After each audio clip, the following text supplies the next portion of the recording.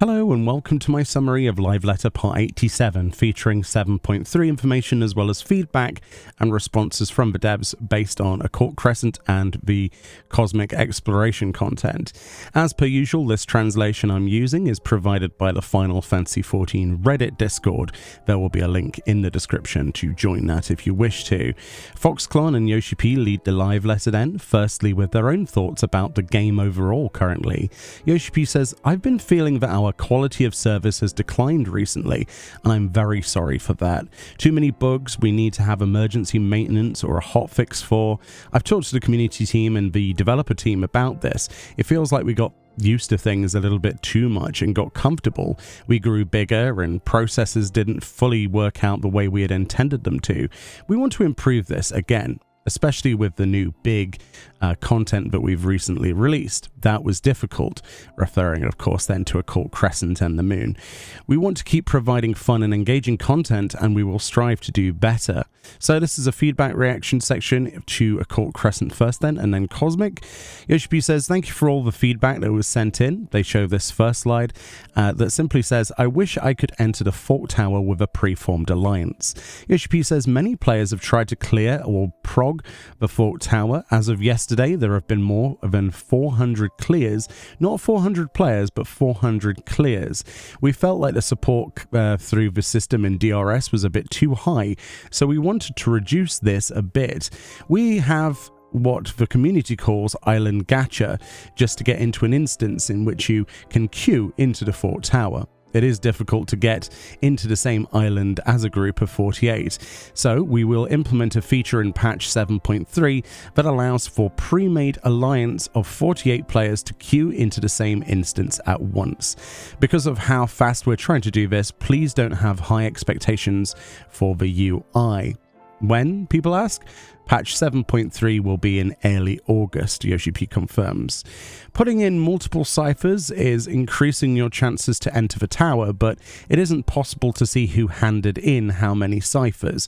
We're currently working on a list view that will show this in the future. We will require one cipher in the future to have a player indicate, 'I want to enter the tower and prog,' end quote.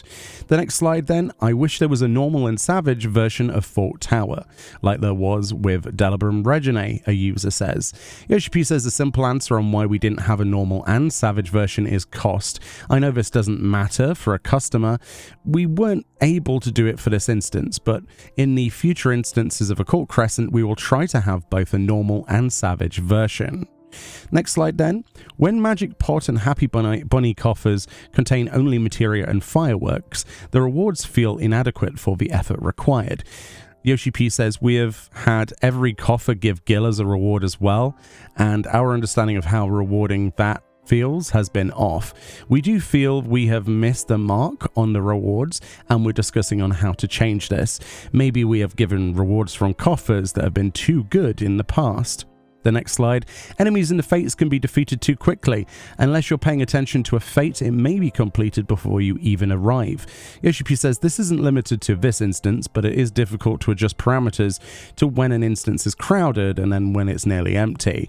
I do feel like it's better to have these parameters set in a way that mobs feel easier for the parameters to make the fights take longer. Even when you have a large group of players, we will try to push these to the limits." For the next slide then, "Please increase the drop rate of Demi-Atma and Soul Shards." Yoshi P says, "I do think this is just personal RNG. We're not buffing the drop rates for now. To give you some numbers, the critical engagement drop rate is apparently 20%, with fate drop rate in the in any fate is 5%. You might think of it, if you do 5 critical engagements, you get 1, but it's 20% each time. Just a bit of side info. A Realm Reborn Atmas at the beginning had a 2% drop rate. We increased the drop rate in 2.4 and have been improving the drop rate since, and now they're also on 20%. We obviously want to keep random drops as a feature of this game. We want players, we did want players to collect all drops once, and we will not increase the early drop rates as of now. So there's no definitive there that they won't change this in the future, just not anytime soon for the 7.3 series. For the next slide then, the window for auroral mirages is too short, making it impossible to get there in time if you were in a critical encounter. Yoshi says, we're changing the system around the weather condition Auroral Mirage. The weather condition will not spawn until the environment allows it for, meaning no active critical engagements. This only pushes the weather condition back and doesn't reduce the amount of it spawning. We've also been informed of cast translation errors in the in the French and German client. We will be fixing this during the next hotfix maintenance that we announced earlier. We have had similar instances of cast translations affecting the difficulty of a mechanic, for example in the Omega raids where they're talking about starboard and larboard, which is pretty cool. Cosmic feedback slides then. The first one, can you allow us to use mounts? Nice and direct, I like that. In 7.3, Yoshi P says you'll be able to use mounts during Cosmic Exploration. And for the new exploration content we're releasing in 7.3.1, he says, you will be able to mount from the start. The second slide, please increase the time limit for missions. This is a feedback we got from gatherers a lot. We will adjust mission times for some missions, says Yoshi P. Nice and simple. Next slide, please make the mission report window open automatically. Yoshi P says, I do believe this is a feature we should have had from the start, but we didn't. This will change in the future. Okay. Next slide. Please make it so that our GP is fully restored after completing gatherer missions. From now on, Yoshi P says, you will get the GP that you used and cast timers for cordials will be reset upon completion of a gatherer mission. That's huge. If anyone's done any Cosmic, it's a real drag waiting for that to replenish. Next slide, please make it easier to understand when sequential missions are available. Yoshi P says sequential missions have been difficult to see just in the chat window, and we're going to improve this. Nice and simple. Next slide, please make projects easier to successfully complete. Yeah, this is a big one. Yoshi P says we're looking at the data for projects, and we'll keep monitoring this. We're working on a system that allows for a sort of follow-up to a failed project, end quote. I would have liked, personally, a bit more of a definitive answer on that because, yeah, some servers are struggling, dude. Very much so. Next slide. Please keep the relative position of shops and NPCs constant as the base develops, someone asks. We put too much emphasis on the looks of how a developed base would look, says Yoshi P. For the future releases, we're reworking the level designs. Okay. All right, that's a minor one. Next slide. Please have holograms installed from the beginning. From the next exploration onwards, holograms will be installed from the beginning. Nice and simple. Next slide. Please add more incentives to continue playing once we've finished Cosmic Tool Enhancement and gotten current rewards. Yoshi P says, looking at the player data, it's clear that the incentives to keep playing after finish your tool and got the rewards are lacking. We will improve on this for future releases. Interesting. I wonder what they're going to do. Next slide, please implement a retainer bell. Yoshi P says we will be adding retainer bells. We have a sort of rule that only put retainer bells where they are safe, quote unquote. And since the Cosmic Exploration didn't require Dawntrail to clear, we're not going to be using the Solution 9 belt design, but we will be adding one. Cool. Next slide. Please make it easier to get to Cosmic Exploration base. And Foxconn says, is Driving Way losing their job? And Yoshi P says, no, they will stay. So there's some kind of teleport ticket that's being implemented for that. Yoshi P says, we will keep on working to earn your trust from now on as well. Thank you. We've had feedback about deleted comments on the forums. As a community team, we'll be moderating the forums when it gets too heated, and insults will be deleted from now on as well, end quote. And then they go on a bit of a break, and now we get to talk about 7.3. The title of 7.3 is The Promise of Tomorrow. This will be the finale of the Dawntrail storyline, and then we will move on to the next chapter in our journey, Yoshi P says. As you can see, the release date is early August 2025.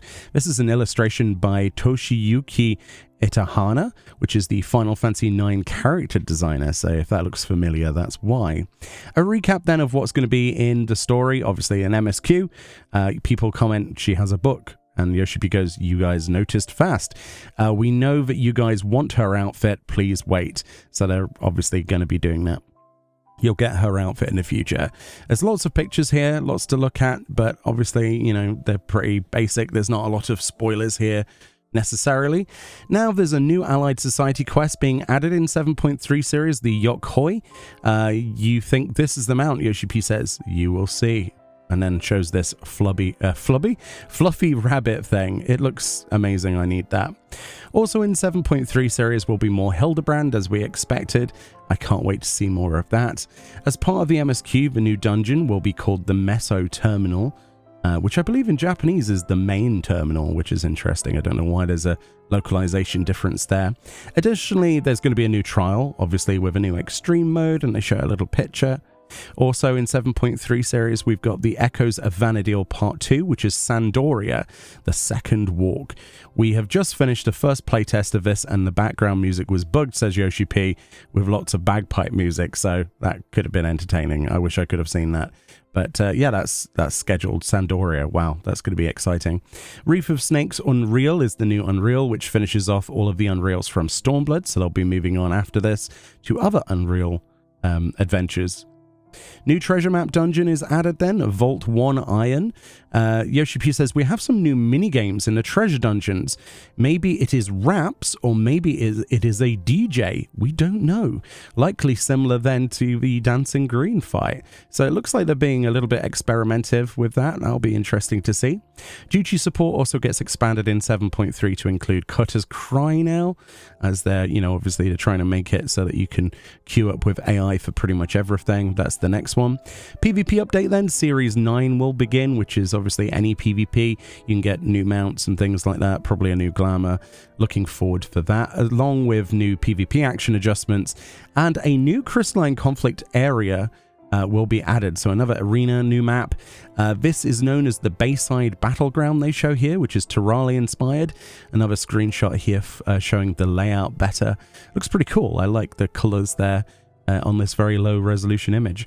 We will also allow duo casual queues, so that's cool. Duo queues are back for casual, so if you wanted to queue up with your friend, you can. New tiers of Crystalline Conflict are to be added.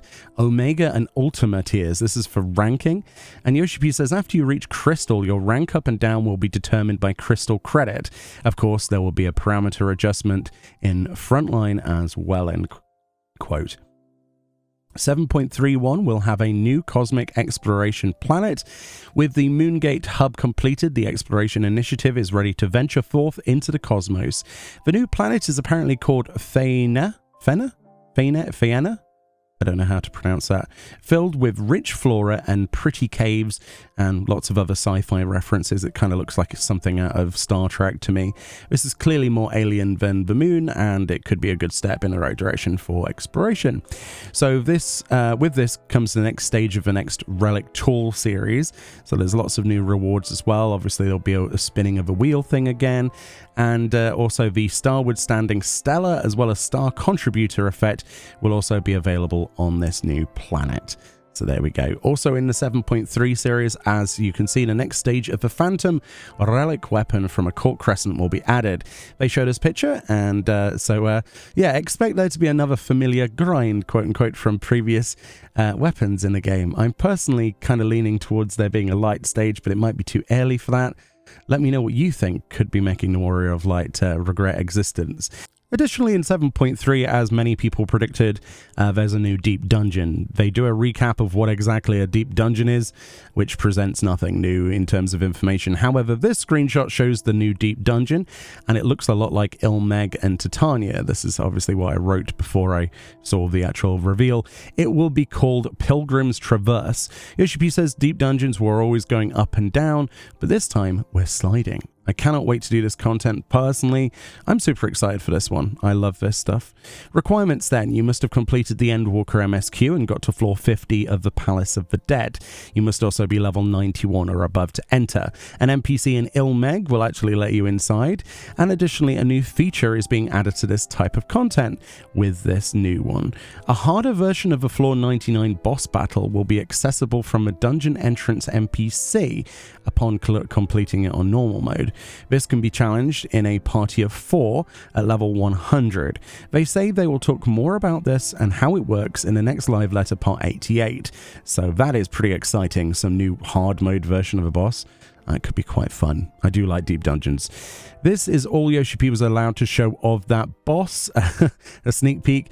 Kind of looks like Sophia or obviously a Sin Eater. There's a lot of Sin Eater vibes going there.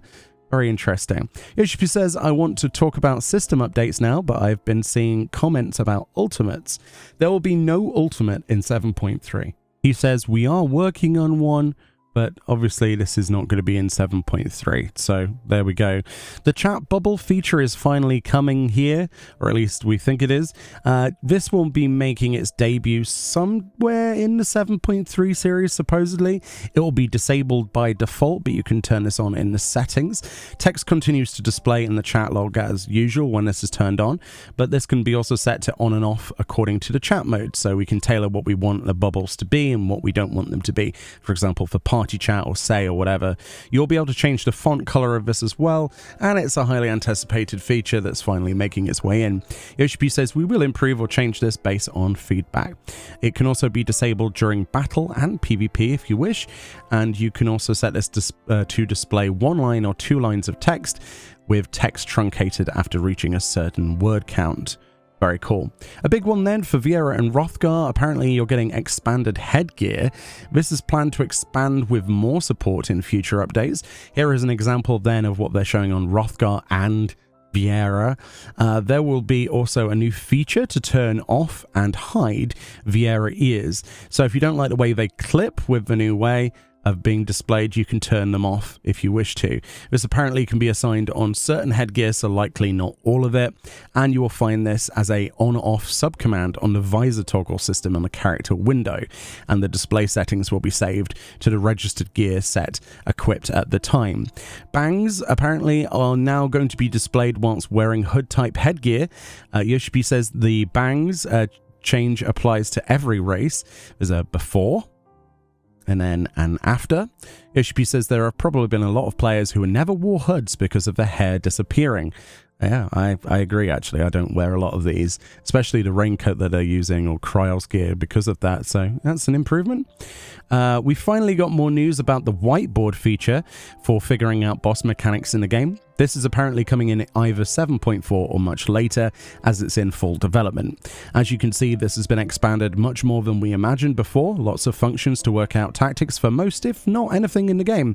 There is also some functions of a whiteboard that are also under consideration. This includes the functionality to display the whiteboard in combat, and also the ability to highlight specific jobs. There's also going to be an ability to set up multiple schemes on a single duty, so that's pretty hype, especially if you want to try different things out as you're figuring things out week 1. And there will also be an option to share this with others. There's a little button you can just about see on that screenshot. There'll be many good ones, says Yoshi P, but eventually most players will agree on which one will be used, unless you play on EU, in which case they fight endlessly and just use 2 and kick you from the party. Good old party finder on Light Data Center. Regarding housing, we're working on the increase of objects you can place. All of that I will be talking about in the next live letter, so part 88. Very hype about that. Just a little one there. And that wraps up this live letter, part 87, for our first look at patch 7.3, as well as feedback to Cosmic and Occult Crescent content. What do we think? No second ultimate in 7.3, but promises of one being made sometime in the future. I don't know how well that's going to go down with the community, but we'll see. The Deep Dungeon is always a pleasurable announcement for me. I love that content, and I like the idea of a harder version of the last boss. That sounds really cool. I'll be streaming that. That's so much fun. And hopefully we get some more information on special sites and the like soon. Thank you so much for watching this live letter, and I hope I did it justice. I'm a little bit ill at the moment, but I'm going to continue trying to put these videos out, and I'll see you all next time. Bye-bye.